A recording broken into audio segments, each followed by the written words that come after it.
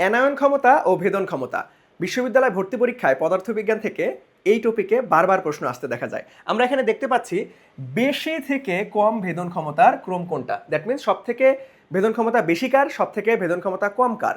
এবং এইখান থেকে প্রশ্নটা ভেদন ক্ষমতা না দিয়ে অ্যানায়ন ক্ষমতাও আসতে পারে। সো পরীক্ষায় হয় ভেদন ক্ষমতা আসবে, না হয় অ্যানায়ন ক্ষমতা আসবে। সো চলো আমরা একটু টেকনিকের মাধ্যমে এই থিওরি টাইপ প্রশ্নটা খুব সহজেই একদম মাথার মধ্যে সেট করে রাখবো কিভাবে, টেকনিকটা শিখে আসি। সো আমাদের পরীক্ষায় আসে অ্যানায়ন ক্ষমতা এবং ভেদন ক্ষমতা।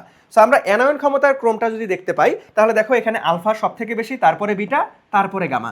আর যদি ভেদন ক্ষমতাটা দেখতে পাই সব থেকে গামার বেশি, তারপরে বিটা, তারপরে আলফা। দ্যাট মিনস এখানে তুমি যদি একটু গভীরভাবে লক্ষ্য করো তাহলে দেখবা যে একে অপরের উল্টা, একে অপরের উল্টা। এখানে আলফার বেশি, গামার সব থেকে কম। এখানে সব থেকে গামার বেশি, আলফার সব থেকে কম। দ্যাট মিনস একে অপরের উল্টা। তার মানে আমরা একটা যদি মনে রাখতে পারি তাহলে ওইটাকে জাস্ট উল্টাই দেবো, তাহলে আমাদের বাকিটারও অ্যান্সার খুব সহজেই মাথার মধ্যে রাখতে পারবো।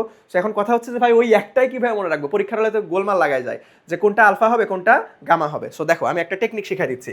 অ্যানায়নে যদি আমরা ইংরেজিতে লিখতে যাই তাহলে আমাদের প্রথম অ্যালফাবেটিক অর্ডারে কে আসবে, এ আসবে।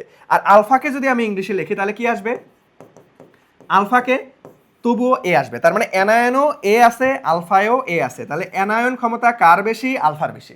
এভাবে তুমি মনে রাখবা অ্যানায়ন ক্ষমতা কার বেশি, আলফার বেশি। কিভাবে মনে রাখবো, অ্যানায়নও এ আছে, আলফায়ও এ আছে, তাহলে এ এ আলফা। সো আমাদের সব থেকে বেশি কার, আলফা, তারপরে ক্রমান্বয়ে বিটা, তারপরে ক্রমান্বয়ে গামা। সো এখন এই অ্যানায়ন ক্ষমতাকে উল্টাই দাও, মানে গামার সব থেকে বেশি হবে ভেদন ক্ষমতা, তার পরবর্তীতে বিটা, তার পরবর্তীতে আলফা। তাহলে আমরা যদি অ্যানায়ন ক্ষমতাটা মনে রাখতে পারি তাহলে ভেদন ক্ষমতা অটোমেটিক জাস্ট উল্টাই দিব।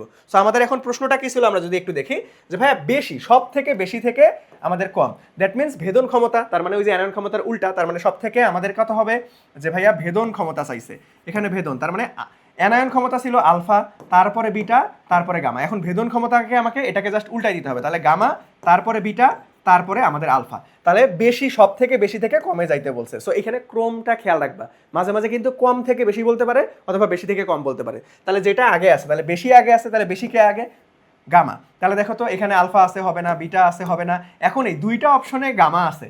সো প্রথমটাই দেখে আলটিমেটলি দেখানো যাবে না, একটু চোখ কান খোলা রাখবা। ওকে, ঠান্ডা মাথায় চিন্তা ভাবনা করে দাগাই দিবা। দেখো দুইটাতেই গামা আছে। সো গামার পরেরটা চিন্তা করতে হবে এখন। তাহলে গামার পরে কে, বিটা থাকবে। তাহলে তুমি যদি ধাপ করে সি নাম্বার দাগাই দিতা তুমি কিন্তু শুভঙ্করের ফাঁকির মধ্যে পড়ে যেতে। দেখো গামার পরে আলফা আছে, তাহলে এটা হবে, এটা হবে না। সো ঠান্ডা মাথায় যদি পরীক্ষা না দাও তাহলে দেখবা যে পারা জিনিস ভুল করে বসে থাকবা। ওকে, সো এখন এই জিনিসটা আর কিভাবে আসতে পারে, একটু ঘুরায় আসতে পারে। সো কিভাবে ঘুরায় আসতে পারে, দেখো সেম কোশ্চেন, কোন রশ্মির সর্বাধিক অনুপ্রবেশ ক্ষমতা রয়েছে। দেখো সর্বাধিক অনুপ্রবেশ ক্ষমতা মানেই ভেদন ক্ষমতা কার বেশি। সো একটা কোশ্চেন একটু ভাষাগত দিক থেকে চেঞ্জ করে দিতে পারে। সো এইগুলো একটু তোমাকে খেয়াল রাখতে হবে। তার মানে অনুপ্রবেশ ক্ষমতা কার বেশি রয়েছে, সব থেকে সর্বাধিক অনুপ্রবেশ, দ্যাট মিনস ভেদন ক্ষমতা। তাহলে ভেদন ক্ষমতা সব থেকে কার বেশি, গামার বেশি। তাহলে এখানে গামা কোথায় আছে ভাইয়া, গামা, এ নাম্বারটা রাইট অ্যান্সার। সো এই ভিডিওটা তোমার যদি উপকারে এসে থাকে তাহলে অবশ্যই সকল বন্ধুদের মধ্যে শেয়ার করবা, যাতে করে সবাই দেখে এই বিষয়টা খুব সহজেই মনে রাখতে পারে। সো দেখা হবে নেক্সট আরেকটা ভিডিওতে। আসসালামু আলাইকুম।